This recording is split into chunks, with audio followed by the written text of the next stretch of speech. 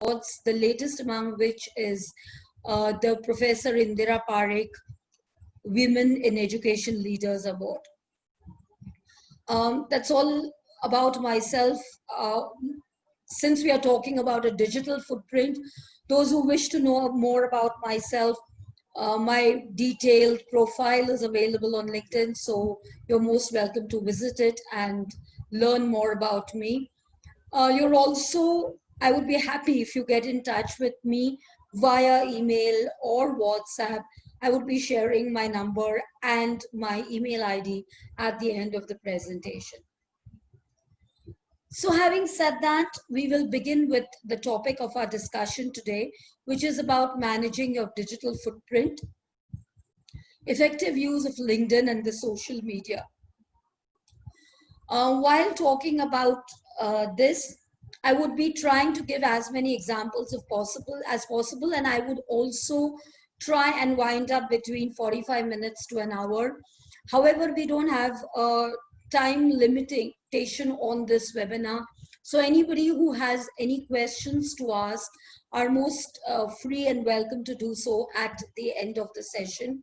I would request you to keep your audios on mute throughout the session. You can unmute yourself and ask questions. My colleague, former student Minoti Naik, is moderating the webinar, and she would also be recording it. She would be moderating your comments and questions, if any. So you can keep posting your questions as they occur to you. We will take the questions at the end. Similarly, if you have want to ask the question directly, you can unmute yourself. You can, if you wish to start your video and ask the questions. So having said that, let us understand the importance of this topic in today's context. As I began by telling you, I have been teaching now for 28 years. And while teaching for 28 years, one of the primary things I've noticed, especially in the recent past, is the feedback I have got from companies where students get placed. And these companies often say that people are really not managing their digital footprint well. And ultimately, because of that, many students, because of carelessness, because of unawareness, whatever it is, a lot of students lose a very, very good opportunity in their life in the industry.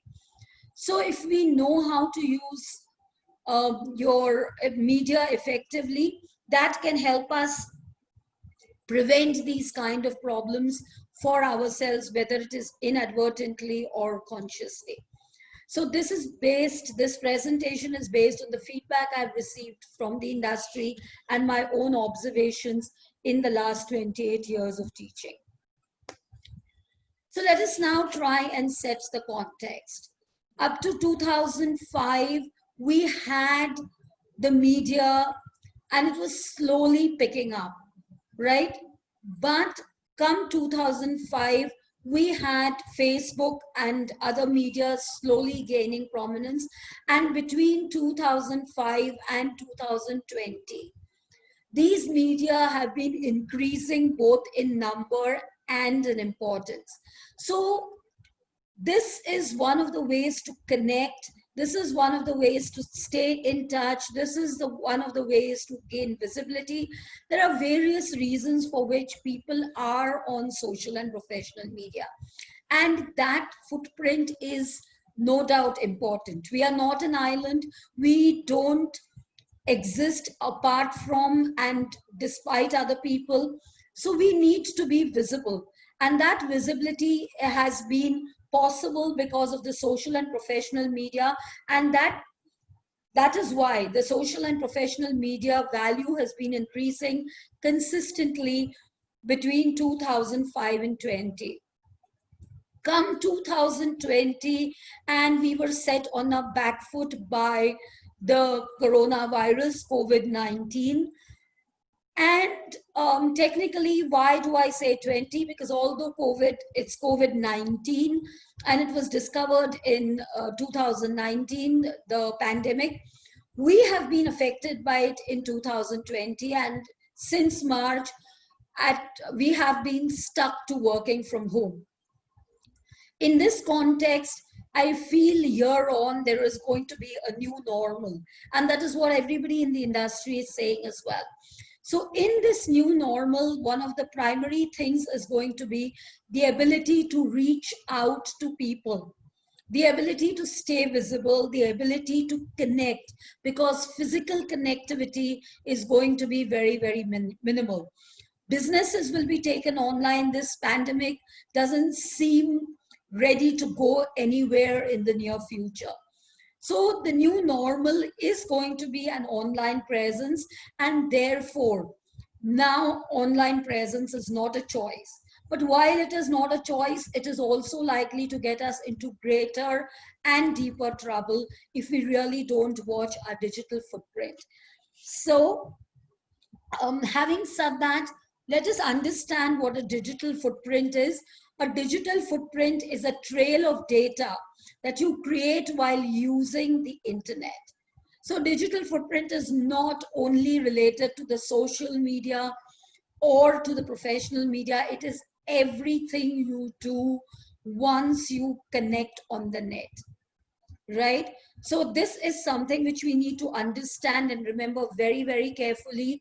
There is a novel by George Orwell called 1984. It was written way early in the 20th century. And it had this very famous line, the big brother is watching you. And today that is the reality. The internet is watching every breath we take almost. And therefore it is very, very important to understand what we can do to damage ourselves, let alone the company or the larger image in society. So it includes the websites you visit, the emails you send, and information you submit to online services. So as we are aware, there are crawlers on the internet, and they keep scanning what you do for information about yourself. So anything that you really do on the internet is public. And it is no use saying, why did somebody access it? Because if it's out there, it can be accessed. We also know that there is a dark web, and people are using this private information, using the dark web for all kinds of illegal and inappropriate purposes. So we need to understand that the digital footprint is the entire trail of data that we are leaving on the internet, but we also have a passive digital footprint. And that is something, my dear children, I want you to be very, very consciously aware of. Your passive digital footprint. A footprint where you don't realize what you have done, and that something can come and bite you in the back at wrong points in time and affect your image in the professional or personal space. So having said that, we need to understand what are the two prime purposes of online media. Now, when I talk about online media, I'm talking about both professional and personal or social online media, right? So when we're talking about online media, essentially the purpose is twofold. The first and primary thing is that it is extremely valuable for networking. A lot of us, especially people of my generation, I would be turning 50 in September, right? So people of my generation used to have a pen and paper, and you would take down the phone numbers of your friends, especially the landline numbers, and then people would transfer, people would lose touch. Now, the media, the social media especially, as well as the professional media, they have given you a platform where you can find people. Find connects you have lost, find connects you may need. So these might not be people you know, but you can become aware of them if you are on the media in the appropriate manner that is expected of you. And so you can use this to network with people you know, with people you do not know, collaborate, exchange ideas, and do multiple things which we did not deem possible across spaces. The second and equally important thing, and in this networking, I will give you a very, very simple example of a gentleman, a professor from Australia, who after teaching went online. He had more free time because obviously there was no traveling, and a lot of other things which are related to going to a workplace were taken off the table. So he started a class based on his interest, which was some form of Tai Chi. And using that, he's today making far more money than he was doing while teaching. So while he has kept his full-time teaching job, he's also following his passion online through online media and creating a huge network, a huge presence for himself. The other thing is to gain visibility. Now, all of us are unique. All of us have different things to offer. These may be our passions, our hobbies, like I mentioned in the context of this Australian professor, or these may be some talents that we have or something that we are good at. Now, if you are leaving the right footprint or leaving the wrong footprint, you are visible. You are gaining visibility on the social and professional media. And this visibility is tomorrow what is going to be able to define your ability to network and jump. So this is a vicious circle, which is self-feeding, although it is positive. It's a positive reinforcing circle of networking, giving you visibility, of visibility, allowing you to network, and it continues and creates a pyramid of progress in your professional and personal lives. So having said that, there are two kinds of people. I think two seems to be the number of today, yeah, from what my presentation appears to be. So there are two kinds of people essentially on the web. One are the cautious and the passive type. Now, cautious need not necessarily be passive. Passive need not necessarily be cautious. There are some people who are just passive, but they are somewhat similar. So let us understand who are the cautious people. The cautious people are people like me who think 10 times before we accept offers to connect. We check out who this person is who is wishing to connect with us. We try and find out whether it is really worth connecting and so on before we really accept connecting requests. That doesn't mean we do not make any faux pas. And as we progress, I will give you an example that I recently had in networking, right? But so there are those people who are very cautious. They think, they assess, they evaluate, and only then they try to extend a connection request or even accept a connection request. There are other groups who are, and obviously as a consequence, they have, they may not have a random footprint. The other group which does not have a random footprint is, of course, the passive group.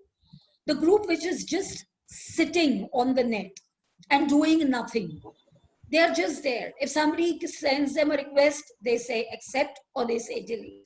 If somebody, or they just create their profile on LinkedIn and they are just sitting there eternally after having connected with people doing nothing else. Unfortunately, and I'm not blaming you, we aren't teaching you, I take the blame as a teacher, we aren't teaching you how to optimize your presence on the social and professional media, and so you don't, and that is why you lose opportunities. So while it is important to be cautious, I would urge you not to be passive. At the same time, you need to understand that you cannot be unrestrained. People have the habit of posting anything and everything on the social and professional media. I have had people, I don't want to name them, of course, who have posted things like first month anniversary of marriage. Now, we belong to a generation where our parents have been married for 40 and 50 years. So something like that sounds extremely ridiculous. And although it may seem to you very celebratory, a very great achievement, it just, for people of our generation, reflects the tentativeness of relationships today. So, mind you, I'm just giving you this example to understand that there is an unsaid in what you post, and you really need to be aware of that. There is no harm celebrating. You can celebrate every day of togetherness. Why not? But what is the reason to post it on public space? Why do you need the world to know it? You know it, your partner knows it, maybe a few friends know it, maybe your family knows it, good enough. So there are people who are unrestrained, and I think that you really, really need to be very careful about. And the second is obviously flooding. There are people who are posting and posting and posting and posting and forwarding and forwarding and forwarding. Every message, every post, every little milestone is there for people to see. And that again bores people, because all of us have a very busy life, or most of us do. So we don't want, and then for some additional effect, people tag others. So they keep getting alerts and reminders and whatever with these people who have now landed up flooding the net, right? So we need to be able to understand that we need to balance the act. Now, we also need to understand that there are two kinds of media which we are all a part of. The first being the social media, and the second, of course, being the professional media. And both these together determine our online presence and our digital footprint. Having said that, what is the social media? The social media are all those sites, including Facebook, Instagram, and what have you, Snapchat and Twitter, and you can see a whole lot of them as a backdrop, right? So there are these hundreds of platforms on which you can connect with people, you can share interests, you can have fun, you can do something productive with collaborations and connections.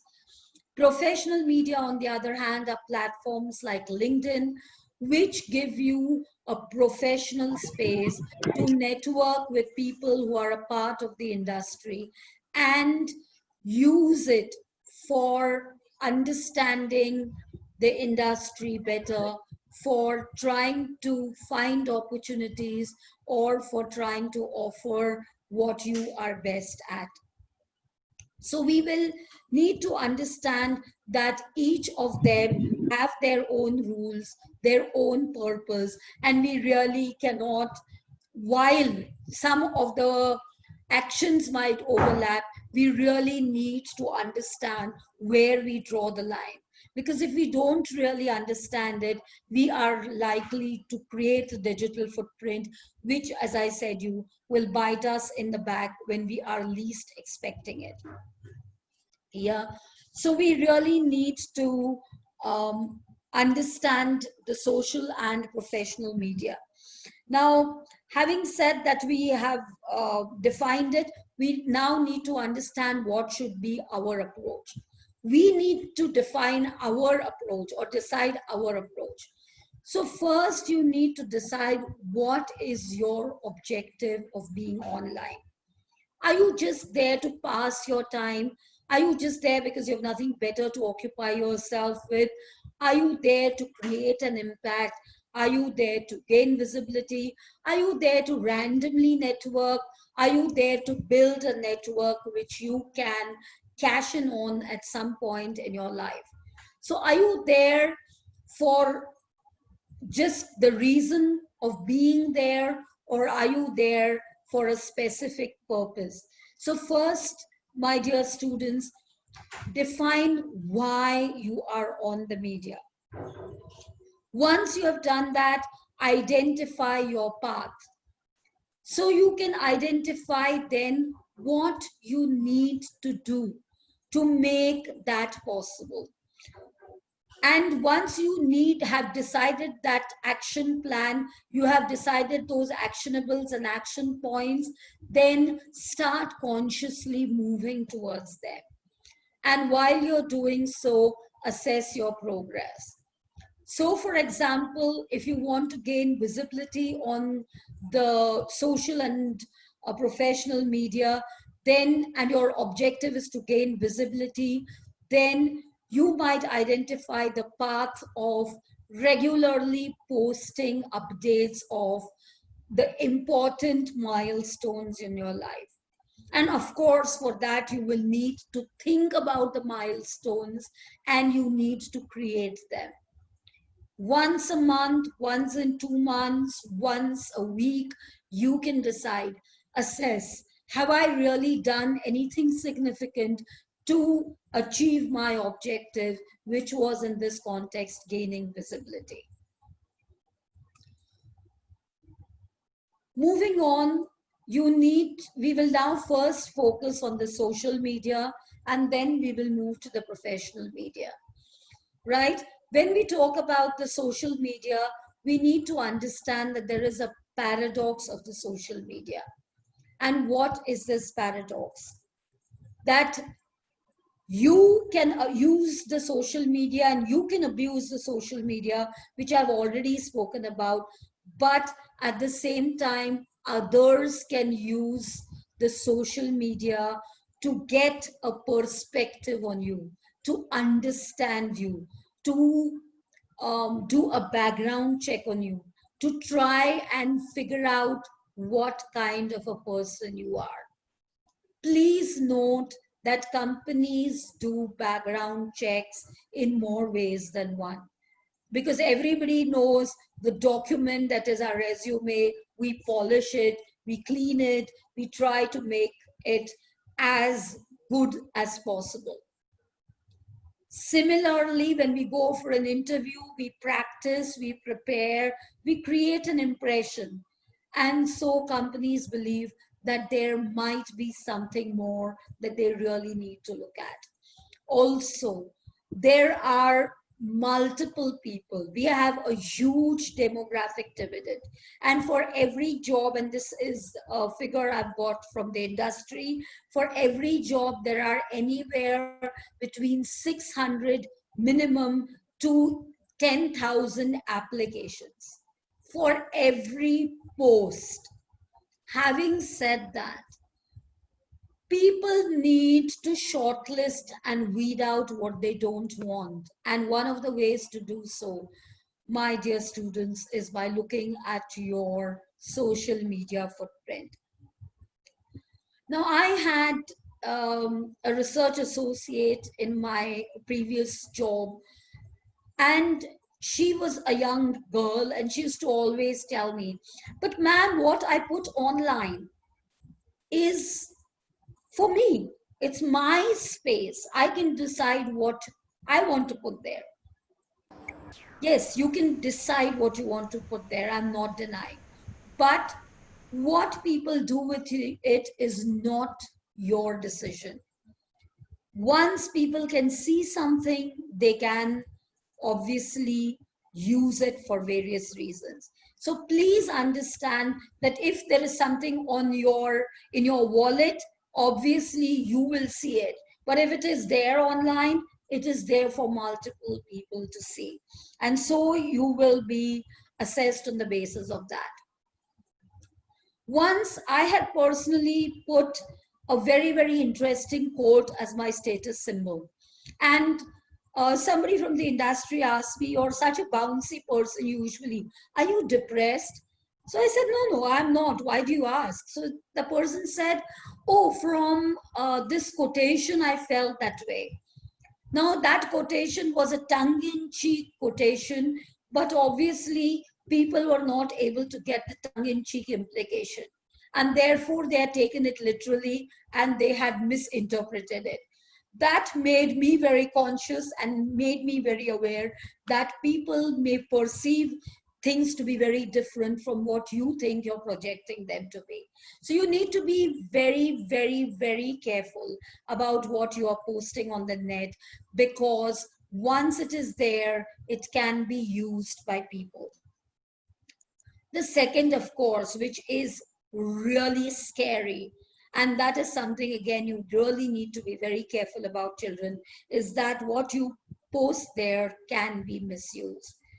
The police, I mean, I see hundreds of posts every day saying, now I don't, of course, because we are under lockdown, but till the lockdown, I should clarify, I could see hundreds of posts every day. Traveling to Jakarta, pictures of on the Singapore beach, honeymooning on the Singapore beach. Good enough. What is that telling others? That your house is available for robbery, that the house is empty, it is unattended. So we need to understand the statements that we are not making through the statements we are making.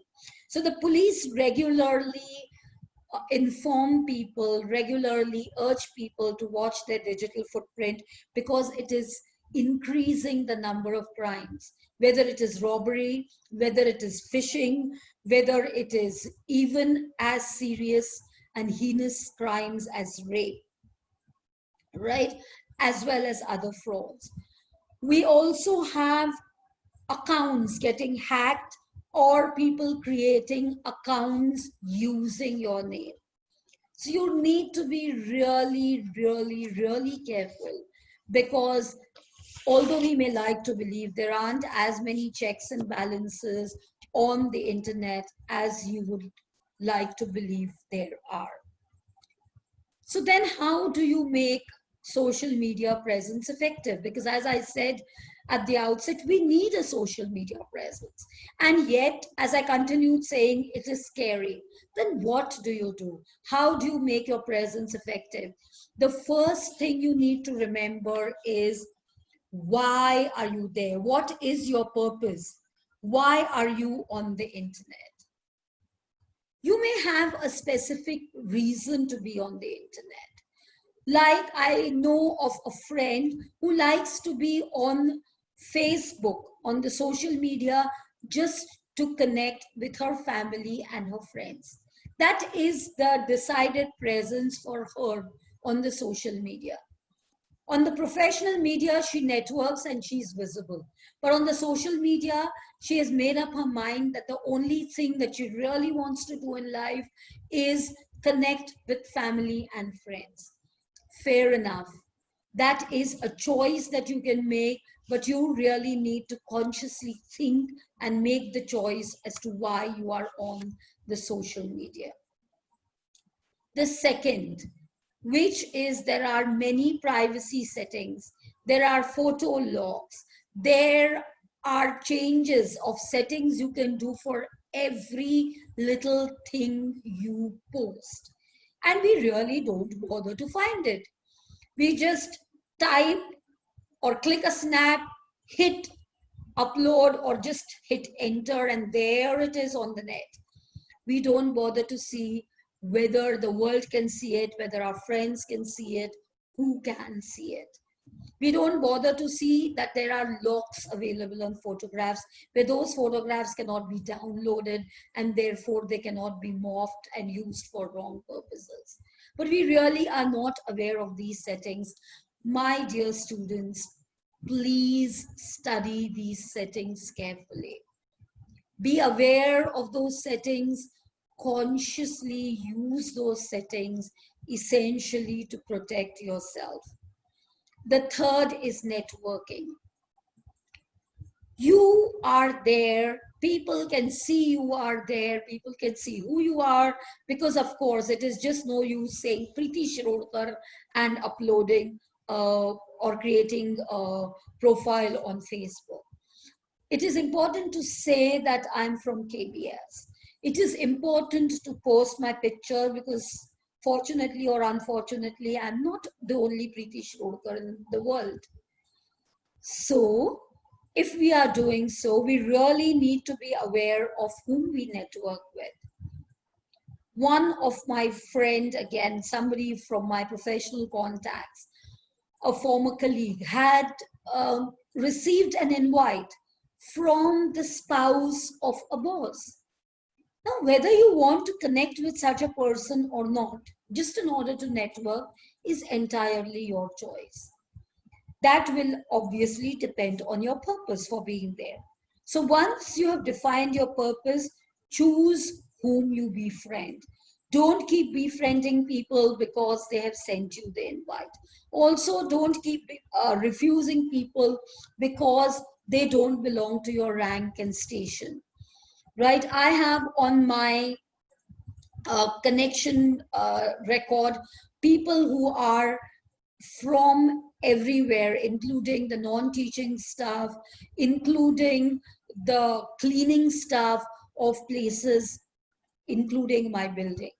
But when I network, it is not an exclusive platform. It is an equalizing platform.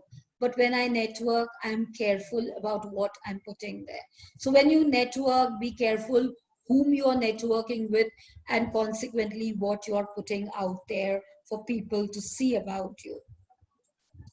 The next, of course, is the content.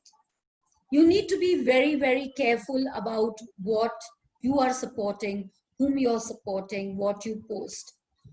A few years ago, there was a case where two young girls had posted their support for some movement and had got into trouble with some political party.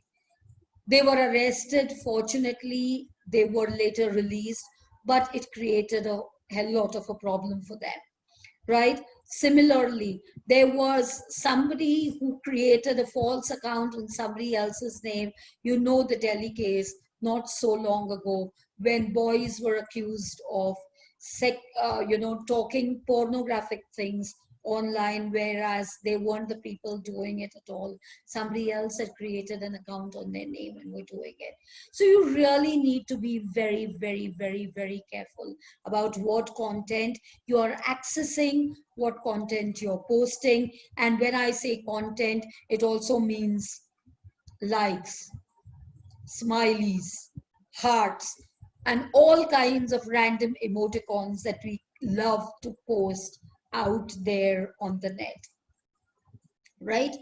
The next thing we need to work at is the use. As I said, the social media can be used for professional reasons. There are times when on my social media, I have put up the webinars I'm doing. One of my former student regularly, he belongs to the media industry, and he regularly puts up videos and other kind of things that they are doing vis-a-vis their office on the social media. So it is fine if you want to put it, but that is your choice. You need to do it consciously. You don't need to do it because others are doing it. And you, of course, don't need to do it because you don't know what you're doing. Finally, agility. Now, when you're talking about agility, you need to be proactive. You need to be aware whether people have hacked your account. You need to be aware if somebody is hounding you. You need to be aware where people are crossing the line with you. And I will here tell you an example of a student, and unfortunately, but I'm going to name the institute. It is a very, very popular and a very, very long-standing management institute in Mumbai called Mills. I have known a lot of people from the Maharashtra Institute of Labor Studies, and I've gone and visited there, taught there, given lectures there. So when of connecting to a gentleman from Mills, a student from Mills, I also saw that he was friend with my own brother, who is a senior person in the industry, and another very close friend's father-in-law, whom I respect a lot and who's also from the industry. So having seen that, having verified in my own way the credentials of this person, I accepted his connection on Facebook. And then one day he was turning around and asking me, oh, are you working with KBS? What do you teach there? And those are perfectly fine questions with people you network. So I turned around and said that. The next statement he made was, you look pretty. And the fourth statement he made was, are you single? Not only did I unfriend him that very moment, but I went ahead and I reported the matter to Facebook. Usually we just unfriend and we stop there. We need to understand there are people out there on the web who are really not there for the right reasons. So just unfriending such people does not help. You need to be proactive, you need to be agile, you need to take the right steps and report such people. And then I contacted both the people whom he was friends with and trusting whom I had accepted him as a friend. And I told them, I said, please note that there is a boy with this name in your network. And he is not there online for the right reasons. So please be careful. He may get you into trouble because technically if he does something wrong, the police have all the right to question his contacts. So what I'm trying to say, my dear students, is that be agile. Be careful, and however careful you are, you can get into trouble. I had a similar experience with somebody who was a professional on LinkedIn and who was working for a reputed company, asked me similar kind of questions. I did the same thing. So whether it is the professional media, whether it is the social media, we need to be careful about it, right? Now coming to the professional media, because a lot of you are professionals or are going to be professionals very, very soon, you need to understand your presence on the professional media. The first and most important thing is please make a rounded profile. Your profile just cannot have Preeti Shirorkar, student, KBS. What kind of student? Don't say MBA. If you're pursuing PGDM, say PGDM. If you're pursuing MMS, say MMS. If you're pursuing something else, like an executive MBA, say executive MBA. If like in MET, they had an EMBA, which meant electronic MBA, please say that. Because if you leave random short forms, you are out there on a space which is international. So people don't understand jargons which are thrown about. BFA, MRA, TPA, every day there are new kind of words. Please be very careful and have a rounded profile which clearly gives a picture about who you are. The second, seek out. Seek out two things. Seek out people with whom you would like to network. People who are from your field. People who are doing good work in different fields. People who belong to your dream company, although you may be nowhere close to being a part of it. And figure out posts. There are lovely people like Preeti DeMello who post brilliant things. She is the diversity officer of TCS, and she writes brilliant articles. There is Vikas Shirorkar, my older brother, who writes brilliant posts. There is Vivek Patwardhan, again an excellent retired professional who writes brilliant posts. Follow these people, search for them, befriend them. Even if you don't connect with them, but even if you don't, try to go online, type at least once a week, if not more, relevant keywords that interest you, and read what the industry is putting out there with great efforts for you to read. The third thing, post. When I say post, don't just sit there and go on giving thumbs up. Post comments. These were my takeaways from your article. Thank you sir or madam, for such excellent piece of advice. It was lovely reading what you have written. Write things like this, because that gives you visibility and that shows them that you're just not there to do this. Yeah. Equally, while posting, when you achieve something or try to find out some good quote which would benefit others, write a couple of lines about it. Write a short article. My student Sonal Kamble, after that advice I've given her, has been doing so regularly. Make your presence felt. Don't just sit there after um, creating a profile and expecting that the world is watching you, because it isn't, because there are thousands of people out there. And finally, be proactive. As I said, comment, don't just like, and more importantly, seek guidance. There are people out there who are willing to offer advice, and LinkedIn is giving you that facility. What do I do to improve my profile? Ask people out there. Ask people out there that I want to do this role in HR. How do I groom myself for it? I have worked in this area in the past. What do I do to jump? Children, I don't blame you. I blame our culture and our system. We are too afraid to ask questions. Remember, when you were children, you asked questions about everything. Why is this lollipop red? Can I eat one more chocolate? Why shouldn't I brush my teeth in the night? These kind of questions we kept asking. And then our parents got irritated and they said, keep quiet. How many questions you ask? And then our teachers told us, don't disrupt the class, keep quiet. And so we stopped asking questions. But please understand that the professional media is there for you to ask questions and seek answers. So please try and do that. Moving further, build an impactful profile.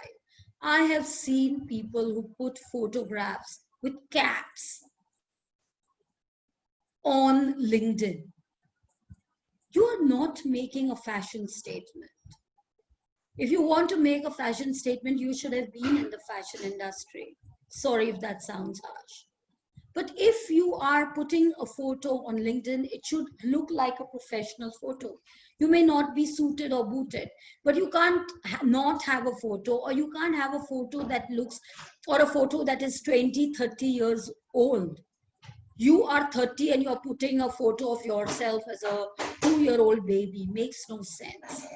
Kindly see it's a professional space, put up a professional photo. The second thing is a URL.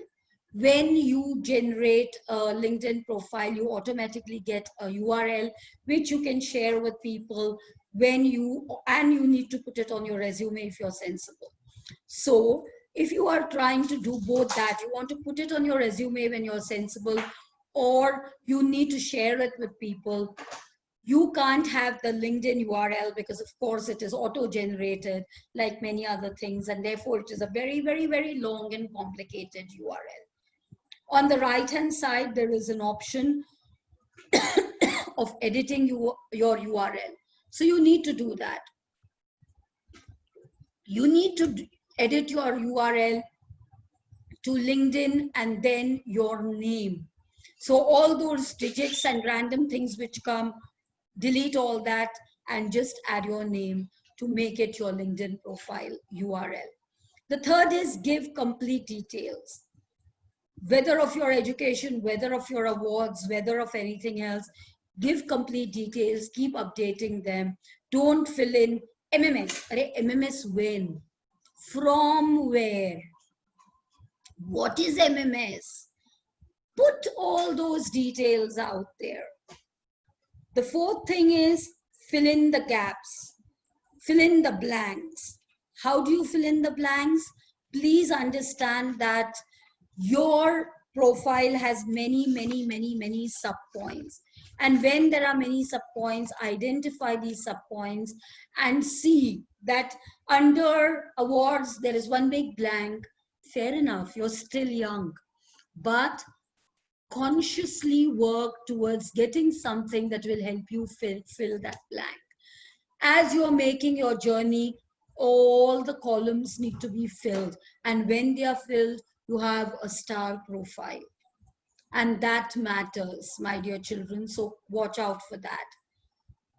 Put your skills, don't put 120 skills. I breathe, I stand, I sit. What makes you unique? Put that as a combination of skills.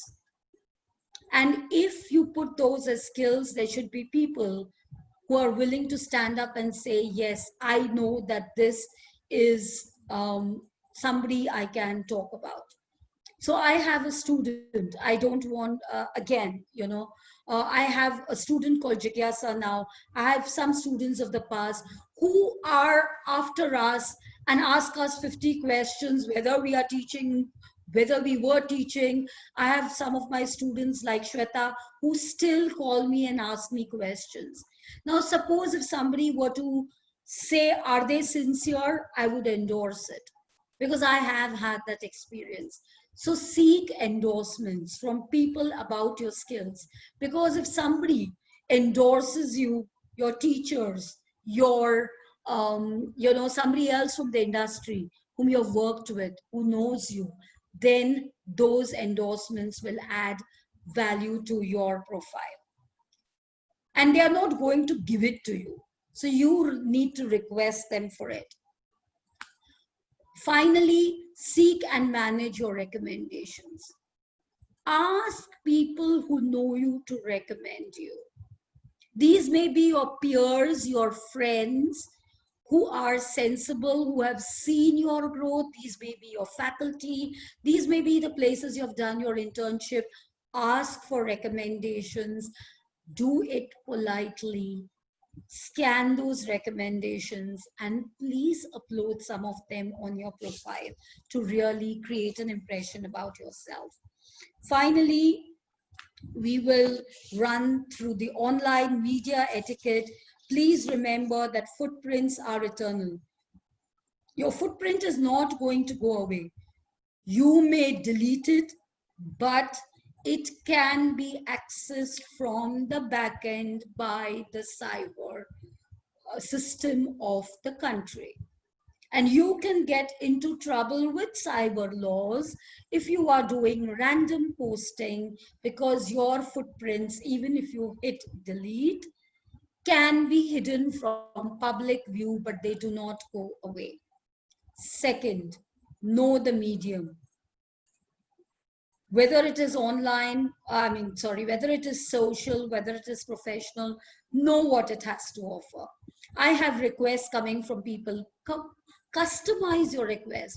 Ma'am, I am a student of this college and I would like to connect with you to improve my communication. I would definitely accept such a request. Could we connect on LinkedIn? Why? There are so many people who are dropping each other these kind of messages. Why would I really wish to connect with you? If I know the purpose, I will definitely make an effort. So always have the decency to make the effort to put out a proper request if you want people to connect with you, right? Avoid things like greeting people, good morning, good afternoon, going on and on your WhatsApp. It's irritating. If you get 60 good mornings every day before you even reach college, I'm sure people like Minoti and I will tear my hair out, because it won't be only 60, it will be 60 per class into 28 years and multiple divisions, and we would all go mad. So really watch out whether you really need to forward, post, wish, so on and so forth. Watch your language. We have a generation which uses language very loosely.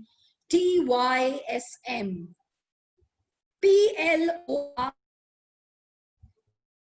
Gets very irritated with people who wish her HBD. She's a very, very polite person, but she doesn't bother with such people. Because if you don't even have the time to take 5 seconds. The moment you type HA, happy will come, automatically birthday will come. To even select that, then possibly the person can do without your wishes. So watch your language. Control your emoticons. We use this emoticon for namaste. Actually, it is a high five. Internationally, we may be miscommunicating. We are going to work for international organizations. Watch what you're putting out there.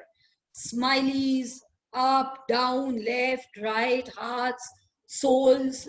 There is no reason to have them online. Manage your posts. See what you are posting, right? Also watch your hashtags. We have seen every word is a hashtag.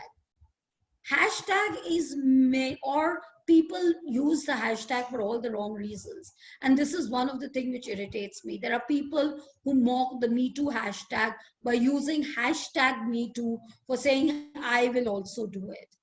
I think if you're out there and have the brains, you need to understand that the Me Too campaign is a serious offense against women. So if somebody is making a joke out of it, there are going to be people out there who will object to it, people out there who will judge you on the basis. So know the trends, know where to use hashtags, know where to use bold, know what words to use for SEO, but don't overdo it. And definitely don't use random hashtags and random things. Also, don't contribute to the university of WhatsApp or online media. Don't keep forwarding things which you're not sure of. They may be false, they may be incorrect. There are pictures out there which are wrong. There is information which is wrong. One of the people, one of the complexes in Mulund actually went to the police to complain against people who were forwarding that their building was in the containment zone because people had stopped giving them services because of this. And the police had to issue a warning because everybody was randomly going trigger happy forwarding that. So you really need to watch out. Be alert. I will give you an example that Minoti faced. You don't know the kinds of crooks who are on there, out there in the media. Minoti was driving her car once, and she is dynamic, she is young, she is good to look at. Somebody must have been taken in by that and went to the RTO website using her car number, found out her ID and phone number, and dropped her a kind of message like, saw you driving down the SCLR today. Now, the instinct for her would have been, who are you? But I keep warning my colleagues, my friends, my students about the online presence, and she was very watchful. She didn't turn around and say anything. And later, when she managed to corner the person, she realized that he had found out about her number from RTO, which you have to declare anyway. But my dear students, watch out how you are responding to anything anybody is saying, because you don't know who that person is. Yeah, so be vigilant. That is the way to be when you are online on media.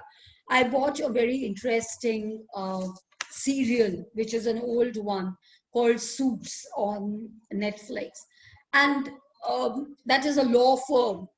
And yet somebody there is using the office computer to search for a dating website, and soon the whole office is on the fact that this person is trying to find a date, right? Now, this is what we mean. Be careful, you can't use office property or even personal property to search for random things. You might be putting your foot into a mess that you aren't bargaining for. I come to the last slide, or rather the penultimate one, because the last slide is where my number and email ID is. So I would like to conclude by saying, be dynamic, but constantly be self-evaluated. Why am I on the Facebook and Instagram and wherever I am? And am I meeting my objectives? The second thing is be watchful. Optimize your online presence, be there for the right reasons, use it for your benefit. Don't let others misuse it to get you into trouble. Don't be inactive or passive. Don't just sit there. I have got my students opportunities or told them whom to look for using the net. Despite them being there on the net for 2 years, they sit down there on LinkedIn and do nothing. So don't be inactive. And most importantly, don't post inappropriate posts. Nobody is interested in when somebody proposed to you, whether they had a band while proposing to you, whether you're brushing your teeth, because most people do. Most people fall in love or out of it. So watch what you're posting. Don't post pictures of yourself zooming through the air, Photoshop, to propose to your girlfriend, because it sounds ridiculous and everybody is not thinking like you. So they might judge your passion as frivolity, and you might get into trouble for that. Thank you. Stay safe. I will end with a quote by Chris Becher, who says, in the future, your digital footprint will carry far more weight than anything you might include on your resume. Chris Becher is a teacher, an author, an educationist, and a person who is very, very reputed for his online presence. So kindly remember this as the parting thought. The floor is now open for questions. I will give you 5 seconds to take down my mail ID and my phone number. For my students, they are already aware. For those who are not my students, I will answer 2 questions even before they are asked. One, will I share my PPT? Not really. I hope you were taking things down, because that is the objective of holding presentations. The second, and more importantly, but if you have any questions about the presentation, or you want to understand something more about any particular aspect of it, even beyond today, please reach out. Yeah. The second and more importantly, are there e-certificates? No, they are not. We are here for the learning, so we would not be issuing e-certificates. I will now stop sharing my screen, and the floor will be open for questions. If you have put them in the chat, I request Minoti to moderate it and draw my attention to them. If you want to ask them directly, please unmute yourself and ask the question. If you want to put on your video to ask, it would be a pleasure. It's always good to know the audience you're talking to. Thank you very much. I hope this session was enjoyable and fruitful. There is one question which has come from a student. Right? Komal Jadwani has asked this question: How to connect with the right people from the industry? What she means is, what should one write in a message which one sends as a connection request to people? Right. That's a very, very sensible question. See, the thing I made a mention of even earlier, that people will connect with you if they know why you think that they should connect with you. So if you give the person a reason as to why they should connect with you, then they will connect with you. Okay, a simple thing is, for example, since Komal has asked it, I will use her name as an example. I'm Komal Jadwani, a student from KBS pursuing management. Um, I would like to connect with you, as I am looking to interact with people from the field of marketing. And I find, I marvel at, or I idolize the work that you have done. But before that, kindly find out the work they have done. Don't just randomly say, I love the work you have done. The next thing they would say, oh, thank you. What did you like? And then you're like, oh, what did I say? So, or I'm Komal Jadwani and I would like guidance in the field of marketing. I believe that I would benefit by connecting with you. Could you kindly accept my connection request? Yeah, so these are kind of things that you can say, or something else, right? Don't try to promote yourself in trying to get people to connect with you. And second and most important, please proofread anything you post, including hello. HAYLO cannot be a hello, right? So there are underlines in red available to guide you in spelling mistakes. Look at those, evaluate those, check your spelling, proofread what you have written, then comment. Ma'am, there is another question Right? from Vaishali Parande, who is asking you, what is your approach towards cyberbullying in social media? Yes, so as I said, I have a zero tolerance policy to bullying while in social media, even in life. I have single handedly supported people who have fought in buses, trains, women who have been pushed, pinched, abused. I fight against them even if I'm alone. I don't care. I would rather die than be bullied. I mean, that's my opinion, please. So, my personal feeling is, especially when it is cyber, when it's physical, there is a threat. When it is cyber, I think you really need to have a zero tolerance policy. If somebody is bullying you, first step one, unfriend them and block them. Step two, report them. There are two places that you can report such people. One is the cybercrime cell. You can report to 100. If you're a woman, you can report to the women's helpline. There is a special cybercrime helpline. There are mails available. You can tweet about it to the government, which is very, very active online, or the police, or anybody else by hashtagging the right people. Or you can report it to Facebook or to whichever media it is that this person is trying to cyberbully you on. Finally, if you proclaim that bully, own it. You haven't bullied, so you don't need to be ashamed. Proclaim it. So like I did, inform people that this guy is a bully or this lady is a bully. I'm not saying women don't bully. Women also bully. Women also ask for sexual favors. So if it's a woman, say that this woman is bullying me. If it's a man, say this man is bullying me. Call out the person. We are too afraid, okay? But fear, dar ke aage jeet hai. That's my simple philosophy in life.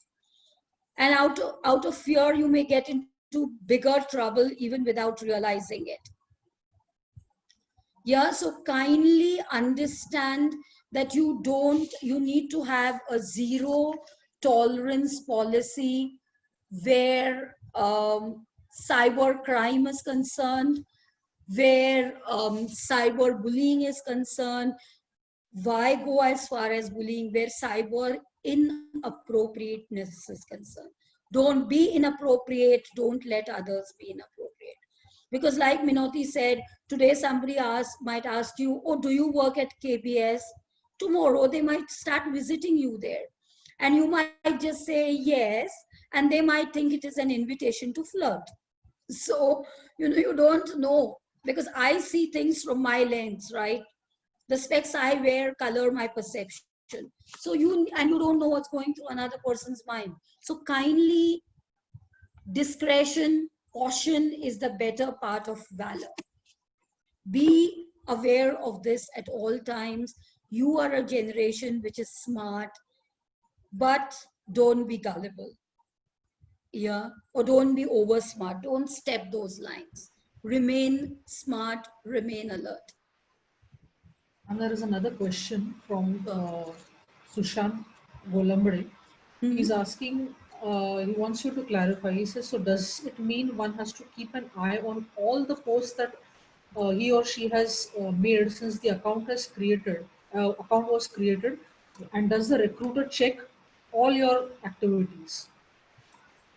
Yes, yes. So my point is, if they were older posts, delete them, because yes, you might have been indiscreet, not knowing what you have done, which is fine because we learn from our mistakes. But that the recruiter will not know that you have learned from your mistake. So make that effort, go. And it's like, Diwali, right? When come Diwali, we clean our house. Why? Because junk keeps otherwise piling year after year after year. And anyway, people abuse us when we die. So even after we die, they are going to say, "Arey, ye kya kabada chhod kar gaya hai piche." So in the same way, use one day to clean up your history. Get rid of what you think is inappropriate, and from henceforward, watch what you don't do. So forget the likes and everything else, because you will not be able to trace all that. But at least your posts, possibly posing, drinking a bottle of beer on, and whistling at a girl on marine drives, if you have posted it, yeah, or smooching somewhere else, fair enough. I am not a moral police, please understand. And I don't even justify moral policing.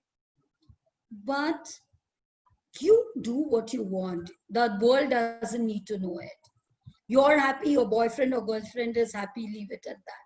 So if you have posted anything indiscreet, go back. It'll take you time, maybe a day, maybe a week, but go back and delete it. Clean up your slate, right? Fortunately, nobody, no company, because until and unless you want to join the police or the military or whatever else, or any of these private investigation firms, nobody has the energy to go into the passive footprint. Okay, they will look at the active footprint. So clean your active footprint. It's worth the effort. That would be my advice. I have a question here, Sure. which I have seen most youngsters doing. What I have seen most youngsters doing now, that there may be someone they idolize. For example, maybe someone like Shah Rukh Khan or Deepika Padukone, and most of them probably make that the an image of that particular idol as their profile pic. How Yeah. appropriate would that be? No, no. So technically, when it is a general media like Facebook or whatever, profile, it is my profile and my picture. Um, on WhatsApp, if you are not particularly in the professional space, or once in a while, I have also kept my grandchildren's photograph. But now I don't, because people need to see you and identify you. But at least on WhatsApp, you're on WhatsApp with your contacts. So it is still okay. You can still do it. But on Facebook, on other places, you are there out for the world. You want to keep Shah Rukh Khan, keep him in your bedroom, right? Or in your heart or in your wallet. But you don't really need to keep him there for others to see. That is what I'm saying. Like him, follow him, but again, don't hound him. Okay, so because I have again seen this, there are there is a personal joke in my family. There are some people who, the moment I post something, they are the first usually to like. So my family always jokes with me, are they hounding you, are they stalking you, just waiting to see when you post something so that they like it? I know of somebody also, the moment his wife posts something, he's the first to like. I feel it is ridiculous. Why this public ingratiation? So it is all right. It is all right to follow people. It is all right to like people. Don't make it your business to stalk them. Similarly, don't make it, I scratch your back, you scratch mine episode.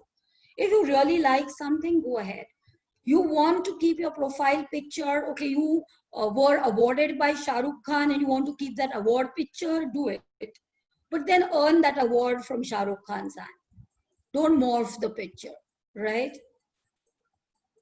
So put up things that you're proud of, definitely. That's why we are there on the media. But then don't make that uh, something morphed, something false, something not you. Because, for example, I have rejected a lot of people whose profile picture I haven't liked, very honestly. Because I feel if they are so least bothered about themselves, or they are so sinister to look at, I'm afraid of what they might be in real life. They may not be that way, but often the first impression is the last. And in a world where you don't know people, you might as well err on the cautious side, right? So just be careful. You can have your the people you love as posts or whatever else. Don't make it. And plus, please, your grandchildren, your nephews, your nieces, the little babies in your house, if you put their photographs, please put a lock on it, because people might misuse it for all kinds of horrible things, including child pornography. Kindly be watchful, because a lot of us love posting our little ones who are very, very pretty and whom we are very fond of on the net. But please be careful.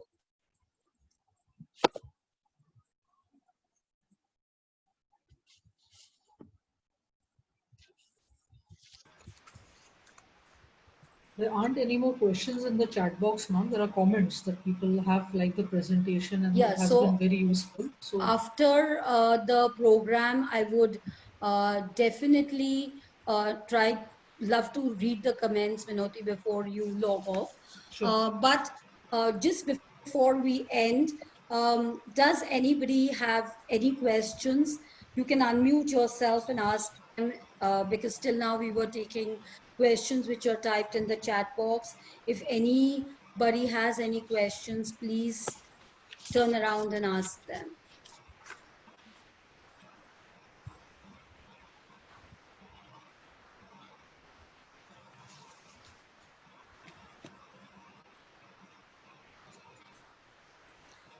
I hope people have managed to, um, you know, catch my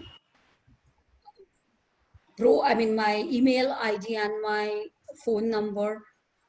Do stay in touch. It is, students are students. It doesn't matter whether it is KBS or anywhere else. Minoti and I both love to be with students.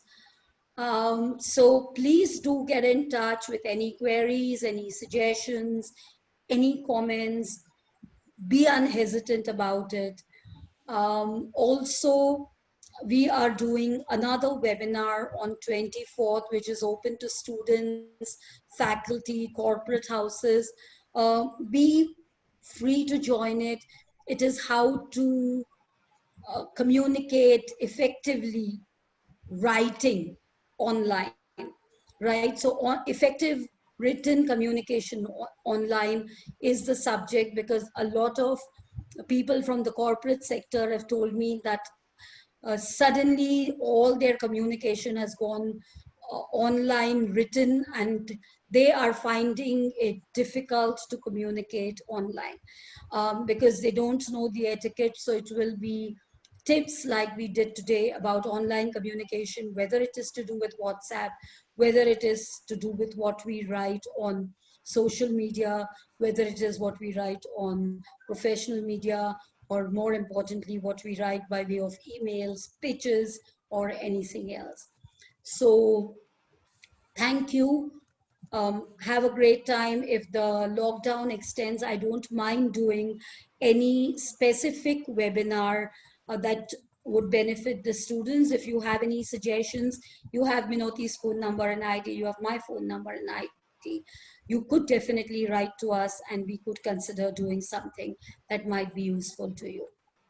So the webinar I spoke to you about is on 24th, Wednesday, in the afternoon at 4 o'clock.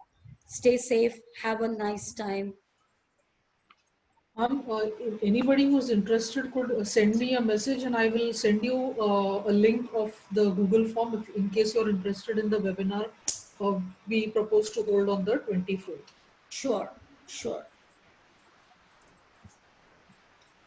Yeah. So thank you very much I for just being give you here. some, yeah, sorry, Yeah. I And just give you thank you, time. Minoti, for coordinating all of this. Pleasure, my pleasure. Just you wanted to read the chat box, so Yeah. I'm not ending the meeting yet.